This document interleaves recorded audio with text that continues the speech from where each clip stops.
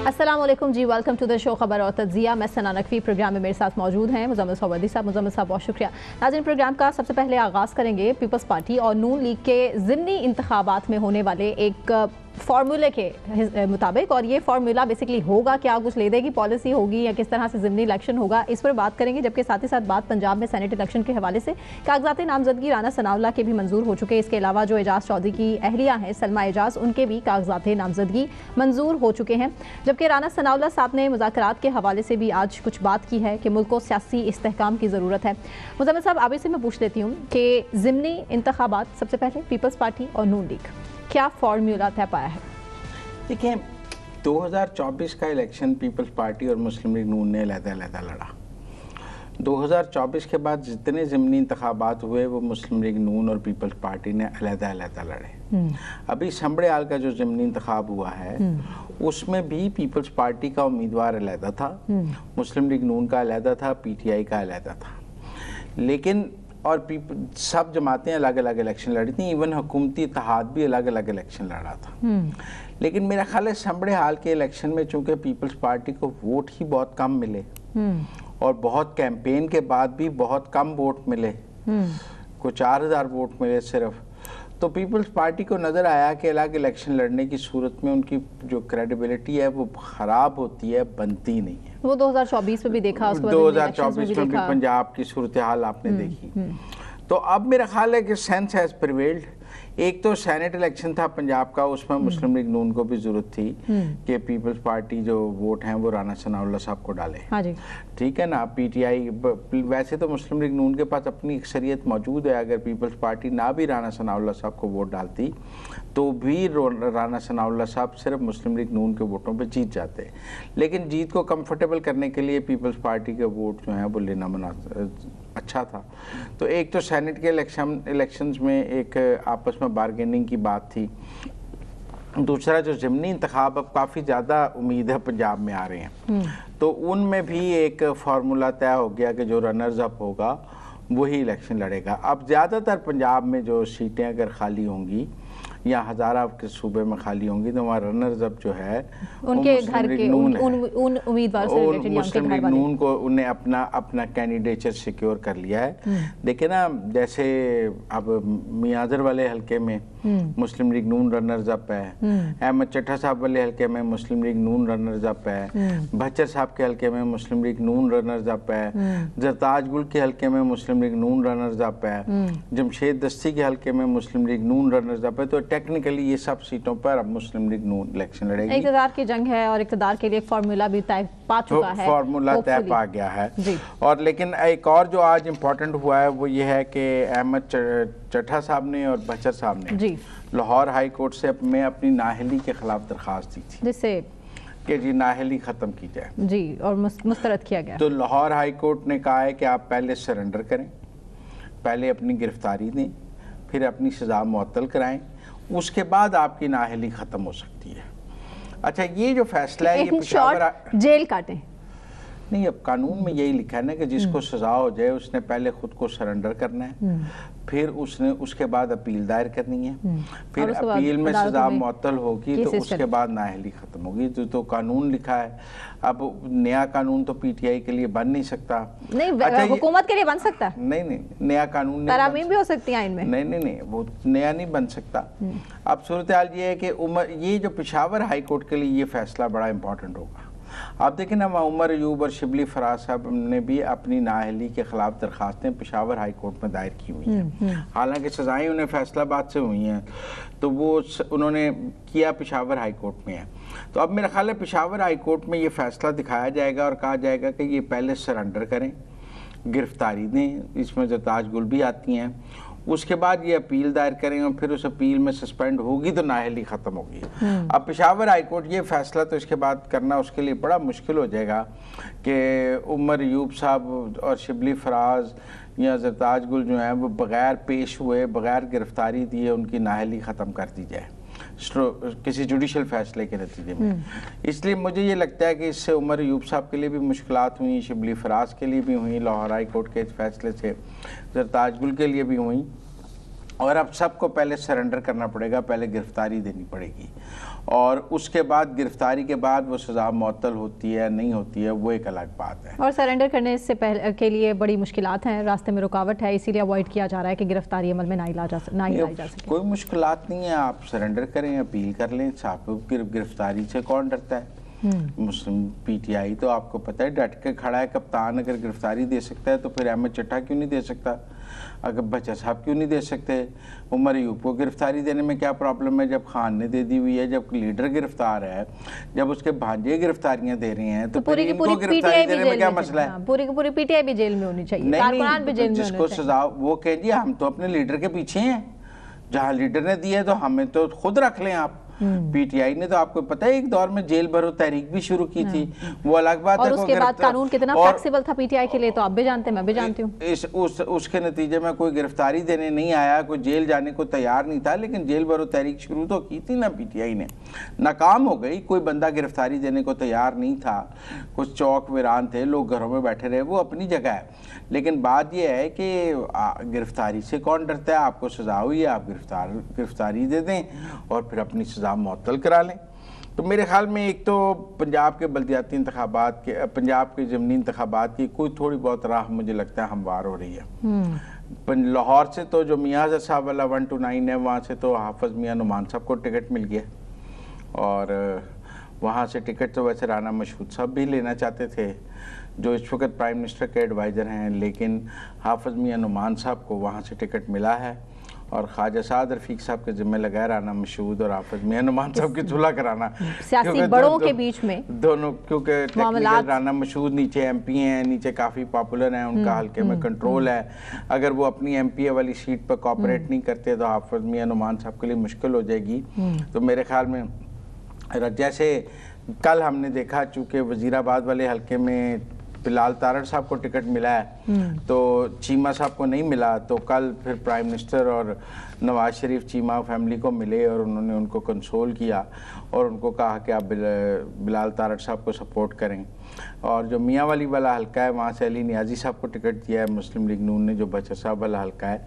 और मेरे ख्याल में पीटीआई ने जो ज़िमनी इंतखाब ना लड़ने का फ़ैसला किया था वो वापस ले लिया है, अब वो ज़िमनी इंतखाब लड़ रहे हैं। और जो पंजाब में सेनेट का इलेक्शन हो रहा है वहाँ से मुस्लिम लीग नून ने राना सनाउल्लाह साहब को टिकट दिया है और उन्होंने पीटीआई ने एजाज चौधरी साहब की बेगम को टिकट दिया है। अच्छी बात है, अच्छी बात है। एजाज चौधरी साहब को सजा हुई है, उन्होंने पार्टी के लिए बहुत कुर्बानी दी है। वैसे तो ये हारी हुई सीट है, मैं समझता हूँ जीती हुई सीट का टिकट देना चाहिए था, ये तो हारी हुई सीट है। इस वक्त मुझे नहीं लगता वहाँ से 2024 के इंतखाबात 8 फरवरी का नहीं, इस वक्त क्योंकि इस वक्त एक सीट है ना सेनेट की, तो मुस्लिम लीग नून की अक्सरियत ज़्यादा है तो वो सीट जीत लेगी ना। अगर जब बड़ा सेनेट का इलेक्शन होगा 10 सीटों पे होता है जैसे आगे 2027 में होगा, तो उस वक्त फिर पीटीआई भी 2-3 सीटें पंजाब से निकाल सकती है। तो उस वक्त जैसे जुल्फी बुखारी वगैरह जीते थे पंजाब से, ऐसी बात नहीं है। तो मेरा ख्याल है उस वक्त भी एजाज चौधरी साहब की बेगम को दिया जाना चाहिए और जिन जिनको भी सजाएं हुई हैं उनकी फैमिलीज़ को देना चाहिए। महमूद रशीद हैं, उमर सरफराज चीमा सब हैं, अब जो बरी हो गए हैं मेरा ख्याल है उनको नहीं मिलेगा, जैसे कि शाह महमूद कुरैशी साहब बरी हो गए हैं या वो वैसे तो टिकट, और फवाद चौधरी साहब भी बरी हो गए वैसे तो 9 मई के। तो ये क्या दोनों पीटीआई का आने वाला बड़ा इंपॉर्टेंट शख्सियात लग रहे हैं? कौन? ये शाह महमूद कुरैशी साहब भी और फवाद चौधरी साहब भी। नहीं, पीटीआई उनको लेगी तो वो अहम होंगे ना, पीटीआई के बाहर बैठे कैसे अहम हो सकते हैं? पीटीआई के लिए शाह महमूद कुरैशी साहब तो इम्पोर्टेंट है, लेकिन हाँ, वो पीटीआई जिसको अभी फिलहाल एस्टेब्लिशमेंट देख रही है, क्या उनके लिए देखिए मैं आपको एक बात बताऊं, शाह महमूद कुरैशी साहब की जो बरीयत है ना, उसको भी पीटीआई में कोई डील के नतीजे में देखा जा रहा है। वो कह रहे हैं ये जो बरी हुए हैं, आपको पता है 26वीं आईनी तरमीम के मौके पर ज़ैन कुरैशी साहब को एक शोकास भी जारी किया गया था और उस वक्त उन पर इल्ज़ाम ने उनको पार्टी के साथ लॉयल नहीं है और उसके बाद से ज़ैन कुरैशी साहब बिल्कुल गायब हैं, वो किसी टॉक शो में नहीं आते, कुछ नहीं करते और कुरैशी फैमिली बिल्कुल खामोश है। और अब वो कहते हैं कि शाह महमूद कुरैशी साहब बरी हो गए हैं, ये भी किसी डील की वजह से हुई है, बहुत से लोगों के क़यास सराय हैं, लेकिन फिलहाल और हमें ये भी नजर आता है कि जब से शाह महमूद कुरैशी साहब पर डील के इल्ज़ामात लगने शुरू हुए हैं तब से उनके पॉलिटिकल राइवल जावेद हाशमी साहब हलीमा खान के बहुत करीब नज़र आते हैं, अडियाला पे नज़र आते हैं और वो समझते हैं कि अब शाह महमूद की जगह उनकी जगह है मुल्तान से उनको भी टिकट मिल सकता है, या सारी टिकटें अगर शाह महमूद को नहीं मिलेंगी तो जावेद हाशमी की बेटी या दामाद को टिकट मिल सकता है। तो वो अपनी जगह एक डेवलपमेंट नज़र आ रही है जावेद हाशमी साहब की एक्टिविटीज़ की सूरत में। फिर अलीमा खान के बच्चे भी गिरफ्तार हो गए हैं और खैर अब तो उनके रिमांड भी हो गए हैं, और अलीमा खान ने कहा कि मैं डट के खड़ी हूँ, बच्चों की गिरफ्तारी पर वो परेशान या उस तरह तो नज़र नहीं आई हैं, क्योंकि परेशान करने की कोशिश की गई ना, लेकिन वो कह रही हैं कि ज़ाहिरा परेशान नहीं है, गिरफ्तारियां दी हैं, मेरे घर वालों ने भी, मुसलसल खड़े हैं, डट के खड़े रहेंगे। उनके एक तो देखें शेर अफजल मरवत और सब कह रहे थे कि उनके बच्चा जो है वो आए हैं बरतानिया से, 9 मई के मुकदमा। तो ये मरवत सबको खुश करने के लिए गिरफ्तारियां की गई? नहीं, देखिए उनका बच्चा मौजूद तो था ना कोर कमांडर के घर के बाहर, और वो कहते हैं हसान नियाजी साहब को और जो दूसरा बेटा है उसकी डिटेल्स भी सारी मौजूद हैं। वो नहीं मौजूद था, एक मौजूद था, एक नहीं मौजूद था, पकड़े दोनों गए हैं। तो 2 साल बाद ही क्यों अचानक से याद आया? जो ये तो आप नहीं कह सकते को मुजरिम 2 साल बाद पकड़ा जाए तो आपके 2 साल में मुजरिम खत्म हो गया। मरवत साहब टेलीविजन पे बैठ के अचानक अपनी ख्वाहिश का इजहार करें और उसके अगले लम्हे में गिरफ्तारी अमल में आ जाए, तो आपको नहीं लगता बहुत से सवाल खड़े होते हैं इस पर? नहीं, मेरा ख्याल है उन्होंने सवाल उठाया कि ये क्या डील है, क्या सेटलमेंट है, तो इदारों की तवज्जो गई उस तरफ। अच्छा, उन्होंने कहा कोई डील सेटलमेंट है या नहीं है ये तो देखना पड़ेगा। वैसे तो एक राय ये भी है कि अलीमा खान को मुतबादल लीडर के तौर पर PTI के तैयार किया जा रहा है, और ये जो बच्चों की गिरफ्तारी है ये भी एक मजलूमियत कार्ड उनको दिया गया है कि उनके ख़ानदान ने भी बहुत कुर्बानी दी है, उनके बच्चे गिरफ्तार हुए हैं ताकि उनकी लीडरशिप पे क्वेश्चन ना हो सके। मतलब अलीमा खान साहबा अपने भाई के साथ गद्दारी करेंगी, आपको ये लग रहा है? नहीं नहीं, देखिए किसी न किसी ने तो जगह लेनी है ना, अगर भाई ने लंबी जेल काटनी है तो आगे इलेक्शंस में किसी न किसी ने तो आगे पार्टी को लीड करना है। अब जब ये साबित हो गया है कि मौजूद, देखें ना आपने महमूद खान अचकजई को इसलिए कायदे बेख्तलाफ बनाया है कि PTI में कोई बंदा ही नहीं था कायदे बेख्तलाफ बनाने वाला। PTI के साथ नेगोशिएशन होनी चाहिए, मुज़ाकरात होने चाहिए। राना सनाउल्लाह साहब भी कह रहे हैं कि मुल्क को सियासी इस्तेहकाम की जरूरत है, नफरत या खौफ की सियासत से कुछ नहीं हासिल होगा। माइनस इमरान खान हर एक से बात करने को तैयार है। नहीं, आपको नहीं लग रहा कि गवर्नमेंट भी काफी हद तक फ्लेक्सिबिलिटी शो कर रही है? नहीं, PTI से तो अपोजिशन को थोड़ा मार्जिन देना पड़ेगा।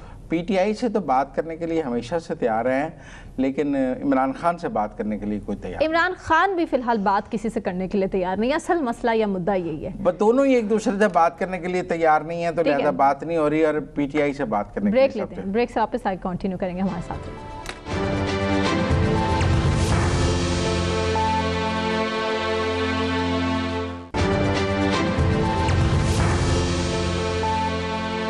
वेलकम बैक नाज़रीन। हमारी सिक्योरिटी फोर्सेस फ्रंट फुट पर हैं और दहशतगर्दी के खिलाफ बड़ी जंग लड़ रही हैं। फितनतुल हिंदुस्तान के खिलाफ भी सिक्योरिटी फोर्सेस को एक बड़ी कामयाबी मिली है और कामयाब ऑपरेशन के दौरान 4 दहशतगर्दों को जहन्नुम हासिल किया गया। इसके अलावा कराची से भी जो भारत की खुफिया एजेंसी रॉ है उसका एक नेटवर्क, खुफिया नेटवर्क, जिसको न सिर्फ पकड़ा गया है बल्कि उसके खिलाफ अब कार्रवाई भी होगी। 8 जुलाई को ये गिरफ्तार किए गए थे और 4 भारतीय एजेंट्स की दहशतगर्दी की कार्रवाइयों की साजिश भी बेनकाब हुई है। इसके अलावा CTD की भी बड़ी कामयाबी है और कालादम BLA के अहम शिद्दत पसंद का करीबी साथी भी गिरफ्तार हुआ। इस हवाले से हम बात करेंगे। हमारे साथ लाइन पर मौजूद हैं डॉक्टर कमर चीमा साहब, दिफाई तज्ज़ियाकार हैं। Doctor Qamar, thank you so much for joining us. Qamar साहब, सबसे पहले मैं ही पूछ लेती हूँ आपसे कि अभी बाजोड़ ऑपरेशन से मुतालिक भी फितनतुल खारिज की खबर आपके सामने होगी। इसके अलावा हमारे फील्ड मार्शल आसिम मुनीर साहब भी, उन्होंने भी बलोचिस्तान का दौरा किया है और इसी अज़्म का इयादा किया है कि अब दहशतगर्दी को पाकिस्तान में पनपने नहीं दिया जाएगा। और ये भारत की प्रॉक्सीज हैं जो आए दिन पाकिस्तान में फितना, फसाद और दहशतगर्दी करने की कोशिश करती हैं। आप कैसे देख रहे हैं? ये जो फितनल खारिज हैं, ये पाकिस्तान इसके खिलाफ आज से नहीं, बड़ी पुरानी हम जंग लड़ रहे हैं। और आपने देखा कि जब से अफगानिस्तान के अंदर तालिबान आए हैं, ये फितना खारिज को बहुत ज़्यादा ताकत मिली, सपोर्ट मिली, और उन्होंने अफगान तालिबान ने बजाय इसके कि अब वो रिस्पॉन्सिबल रियासत के तौर पर सामने आते, उन्होंने फितना और खारिज जो है उनको प्रॉपरली पाकिस्तान की तरफ भेज दिया है और वहाँ से मुसलसल उनके लोग आ रहे हैं। और ख़ास तौर पे ये जो बाजोड़ ऑपरेशन है, इसमें जारी बात है वो लोगों को खौफ व हरास का सामना करना पड़ता है वहाँ पे। लेकिन मैं आपको बताता चलूँ कि पाकिस्तान की जो फ़ौज है वो अपने लोगों को हर कीमत पे प्रोटेक्ट करेगी। और ये जो हाई रोज़ कोई ना कोई प्रेस रिलीज़ जारी करते रहते हैं या लोगों को डराते रहते हैं। देखिए, पाकिस्तान की फ़ौज का ये जो बाजोड़ का ऑपरेशन है, ये बेसिकली फितना अल खारिज के ख़िलाफ़ है और उन ग्रुप्स के ख़िलाफ़ है जो पाकिस्तान की रियासत को चैलेंज करते हैं, पाकिस्तान के मासूम लोगों को उनकी कॉन्स्टिट्यूशन के मुताबिक रहने नहीं देते। सो पाकिस्तान की सिक्योरिटी फोर्सेस जो हैं वो दहशतगर्दों को वहाँ पे निशाना बनाती हैं, और जहां जहां पे उन्होंने अपने रिट कायम करने की कोशिश की, लोगों की मदद के साथ पाकिस्तान की फौज जो है वो एक्शन ले रही है।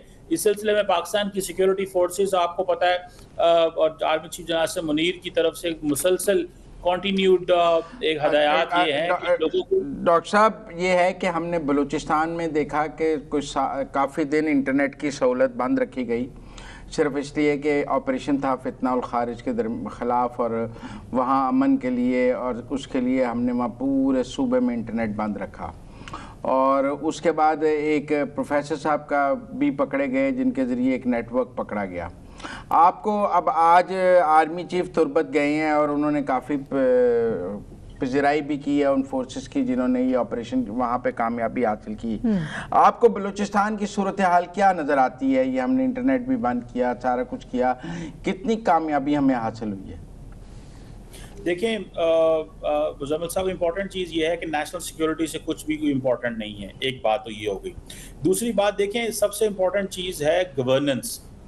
जहाँ जहाँ पे गवर्नेंस के गैप आते हैं, जहाँ जहाँ पे law enforcement agencies, civil infrastructure या जो गवर्नमेंट्स हैं डिलीवर नहीं कर पाती, वहाँ पे जारी बात है पाकिस्तान की फ़ौज वहाँ पे अपने आप को मौजूद रखती है। बलूचिस्तान में भी इम्पॉर्टेंट चीज़ ये है कि बलूचिस्तान की सिविल सोसाइटी को, लोगों को, और वहाँ पे जो पॉलिटिकल अपरेटस है उसकी पाकिस्तान फ़ौज मुकम्मल मदद करेगी अगर वो सही तरह गुड गवर्नेंस भी रखेंगे, लोगों के हवाले से पॉलिसीज़ बनाई जाएंगी, डेवलपमेंट उस तरह होगी, लोगों का ख्याल रखा जाएगा, इकोनॉमिक डेवलपमेंट भी साथ होगी, सोशल डेवलपमेंट भी साथ होगी, तब जाके वहाँ चीज़ें बेहतर होंगी। पाकिस्तान की फ़ौज तो जहाँ जहाँ पे BLA, जिसको हम फितना हिंदुस्तान कहते हैं, जहाँ जहाँ पे उनकी मौजूदगी का पता चलेगा पाकिस्तान की फ़ौज उस पर एक्शन ले रही है। लेकिन मैं समझता हूँ कि बलूचिस्तान का मसला थोड़ा गंभीर है। वहाँ पे जो सोसाइटी है उसको काफ़ी ज़्यादा एक्शन लेने की ज़रूरत है। लेकिन जिस तरह आपने प्रोफेसर साहब का जिक्र किया, अब अगर प्रोफेसर यूनिवर्सिटी में बैठ कर रिक्रूटमेंट कर रहा है जो कि गवर्नमेंट का एम्प्लॉय है, आपका काम ये है कि आपने तो पाकिस्तान की रियासत के एम्प्लॉय हैं, रियासत की पाकिस्तान की कॉन्स्टिट्यूशन और पाकिस्तान की जो सिक्योरिटी फोर्सेस और वहाँ पे हुकूमत का साथ देना है, ना कि आपने दहशतगर्द तैयार करने और उनको पनाहें देनी है। सो मैं समझता हूँ कि बलूचिस्तान के अंदर एक ब्रॉडर डायलॉग भी होना चाहिए, हो भी रहा है, और वहाँ पे तमाम स्टेक होल्डर्स को डायलॉग तो अब वज़ीर आला बलूचिस्तान कहते हैं dialogue is not an option, only operation is an option. वो डायलॉग को मुस्तरद करते हैं, वो कहते हैं सिर्फ ऑपरेशन इज एन ऑप्शन।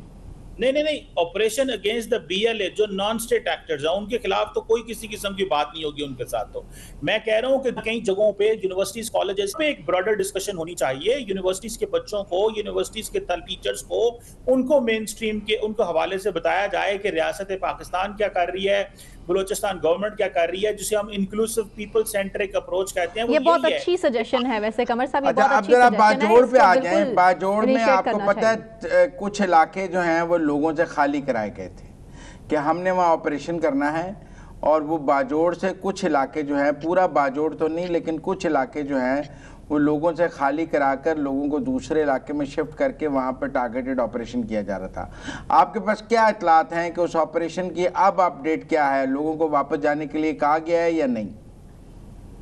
देखिए, ये एक ऑनगोइंग सिचुएशन है। पहली बात तो ये है कि ये ऑपरेशन की वजह से बहुत सारे जो लोग हैं बेघर हुए, ख़ानदान बेघर हुए, और उसकी वजह सिर्फ और सिर्फ फितना उल खारिज हैं। ये लोग सोसाइटी के अंदर घुसते हैं ताकि, क्योंकि उनको पता है कि अवाम के ऊपर गोली नहीं चलाई जा सकती, अवाम को ढाल बनाते हैं और फिर उसके फ़ौज के ऊपर हमले करते हैं। सो मैं समझता हूँ कि यही वजह है कि देखिए, फ़ौज और जो पुलिस एंड लॉ इन्फोर्समेंट है वो अवाम की मदद के बगैर नहीं लड़ सकते।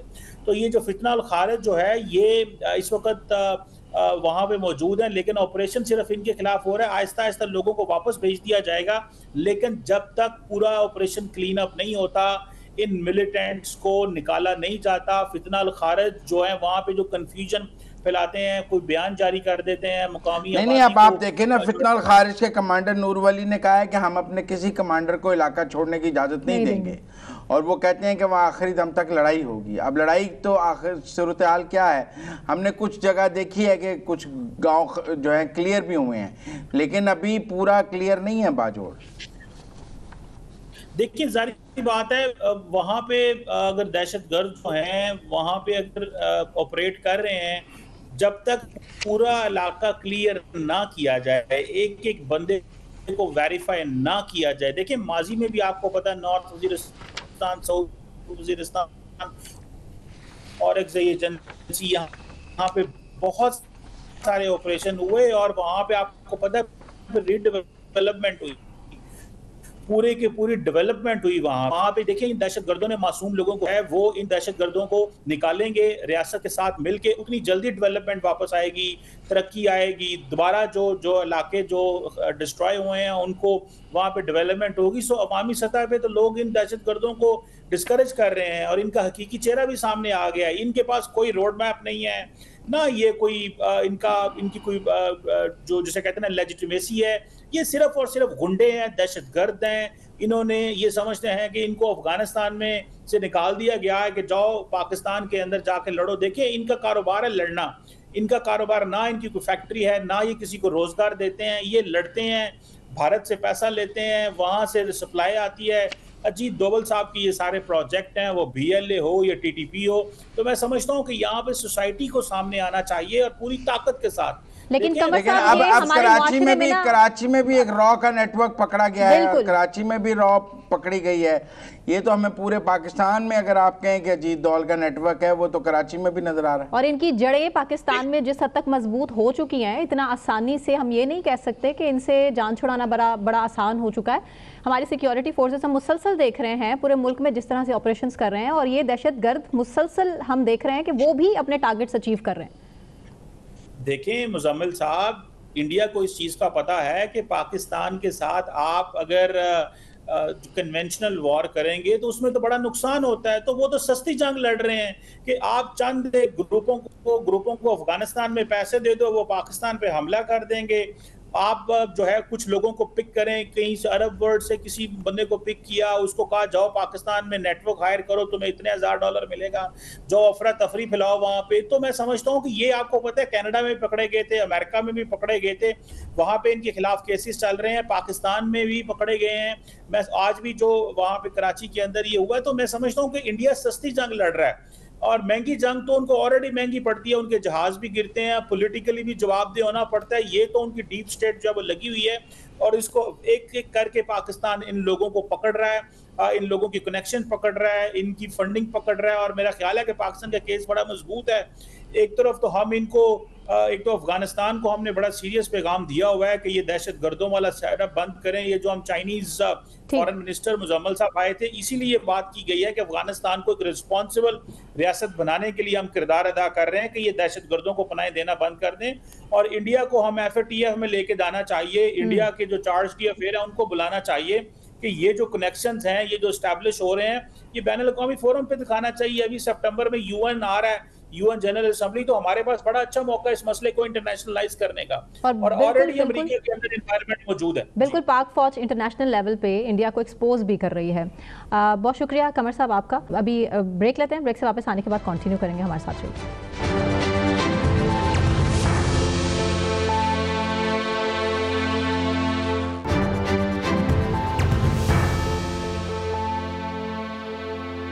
वेलकम बैक नाज़रीन। बात करेंगे बांग्लादेश के हवाले से। पाकिस्तान और बांग्लादेश दोनों की कुर्बतें बढ़ रही हैं। नायब वज़ीर आज़म इसहाक डार भी सरकारी दौरे पर ढाका पहुंच चुके हैं और ढाका में इक़्तिदार की तब्दीली के बाद ताल्लुकात में हम बेहतरी देख रहे हैं मुसलसल। इसी पर बात करेंगे। मुज़म्मिल सौरवर्दी साहब तो हमारे साथ स्टूडियोज़ में मौजूद हैं, जबकि हमें ज्वाइन किया है बांग्लादेशी सहाफ़ी हैं, जर्नलिस्ट हैं, कमर ज़मान साहब। Qamar Zaman, thank you so much for Kamar, the foreign minister and the deputy prime minister of Pakistan, Ishaq Dar, is in Dhaka, and this is after 13 years that a foreign minister of Pakistan is visiting Dhaka. You are in Dhaka, and how do you see this visit? This is a very fantastic visit in the sense that the people of Bangladesh and the people of Pakistan, both countries have many commonalities in terms of food, in terms of culture, in terms of lifestyle. Even many Pakistani products like clothes and even Pakistani ceiling fan and many electronic devices are very favorite here for the Bangladeshi people.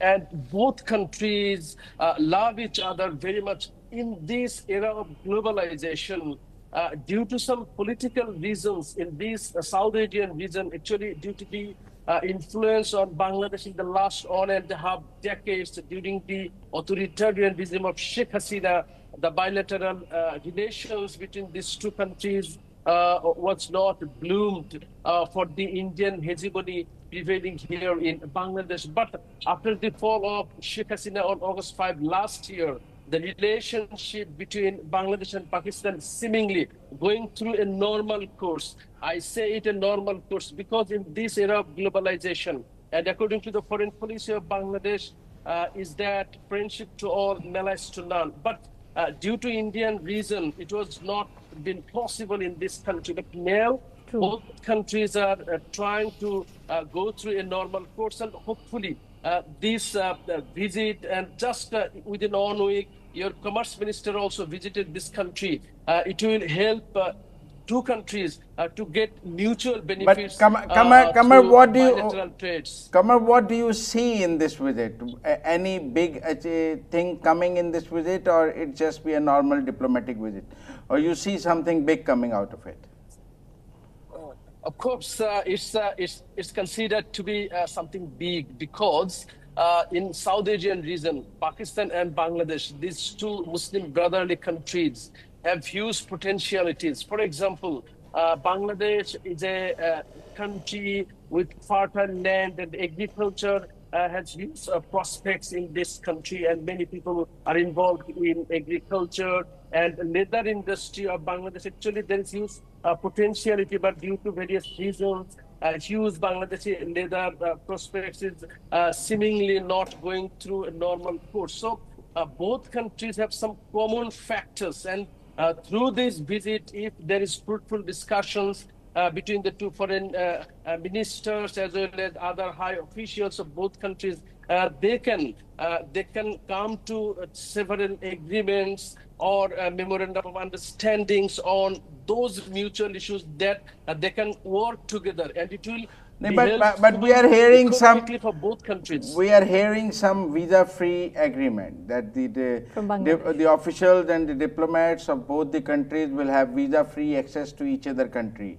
Do you see that happening in this visit?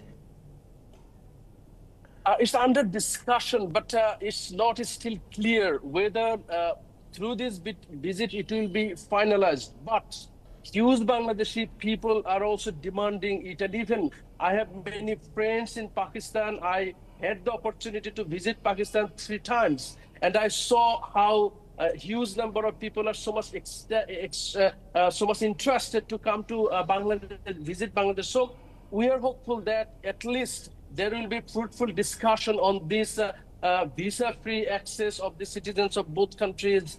So that will be fantastic. And you know that for many years there were no direct flights. So both countries can expedite direct flights as well as commerce and visa-free access. And you know that Pakistan is a favorite country for many Bangladeshi people. During the cricket match, the ecstasy, if you see Bangladeshi people's ecstasy in favor of Pakistan, is outstanding, and it's what should I say? It's very uncommon. So both countries, people are connected with each other for political reasons. It was not flourish. And India is already we see lots of defense officials of Bangladesh coming to Pakistan. We see your senior army officials coming to Pakistan and meeting our army officials and army chief. What kind of defense cooperation you see between Pakistan and Bangladesh? Do you see any defense cooperation other than trade and visa-free?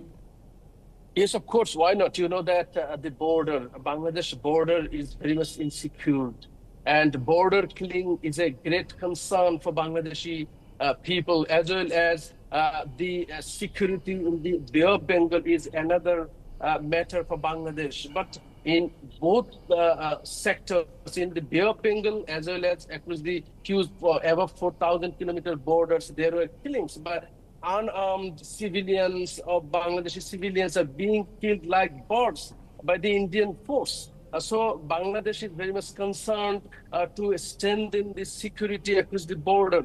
as Pakistan also have the border with India. So Pakistan has a very good experience how to handle the border. And in that case, Bangladesh, of course, will seek cooperation from Pakistan, and both countries can consult and how to develop the technology across the border or in the Bay of Bengal. In this case, I think that both countries will come to some agreements how to how to Bangladesh, how can get support or cooperation from Pakistan. Of course, we also see some hawks in Bangladesh about Pakistan and Bangladesh relationships. You know, when our Secretary Foreign Affairs went, we saw a statement from the Bangladesh foreign official that Pakistan should first apologize, then we will do the normalization of the relations, and that went in a very bad taste. You know, there are some hawks in Bangladesh who are not in favor of good Pakistan and Bangladesh relations. How do you see those hawks now? Actually, this is the tool of the dethroned or ousted Awami League that they have been using for more than the last 5 decades, just to use politically here. You know that the world has experiences of 2 world wars. So there were wars between many countries in the world's history, but it doesn't mean that bilateral relations will be hampered. They are doing well, they are working in many sectors. So this is totally a political weapon used by Awami League by the influence of India. Bangladeshi young generation, especially during the last July uprising, people are so much conscious now. They don't want to stick to a very old issue, and old-fashioned politics has no place here in Bangladesh now. And the matter of apology, actually, if you know better than me, if you study the history, there were several such formal statements from Pakistan that, okay, there was a word between our 2 friendly countries. If there is any mistakes, okay, we are apologize. So that type of statement several times comes, but the issue is again and again being used by those who are working actually in favor of India. It's an open secret here. Okay, there is one more feeling in Pakistan, that the current government in Bangladesh is an interim government, and there are going to be elections next year over there. And if we see a new government over there, how that government will have relations with Pakistan will be a big question. So Pakistan will have to move very cautiously, because if we go a 2 step forward and in the next election the government comes which takes 2 steps back, so then we'll be at the 0 point again. No, there is a huge revolutionary change, you know, here in Bangladesh. Actually, Sheikh Hasina was like a demon, like a dinosaur here in Bangladesh. And it was out of the imagination even of the analysts as well as political parties that Sheikh Hasina to be dethroned. But it was possible due to the uprising of young generation. Now, from now on, Bangladesh's politics, in every sector, young generation is a matter, and they will play a role. Actually, young generation. So you say that the young generation. You say that the young generation of the Bangladesh wants friendly relations with Pakistan. Yeah, of course. Why not? They want development. They want friendly relationship. They don't want to be the goal of politics of any neighboring country. They don't want any hegemony of any neighboring country. We want friendship. We want development. So we are not narrow-minded. Bangladeshi young generations are very much open-minded. They are very generous, and they want development in true sense. Not being hampered the development of any neighboring country politically. It is not acceptable anymore here, especially after the fall of Sheikh Hasina regime last August 2024. Thank you, Thank you so much. And of course, Bangladesh is a very progressive country. Thank you so much, Kamar.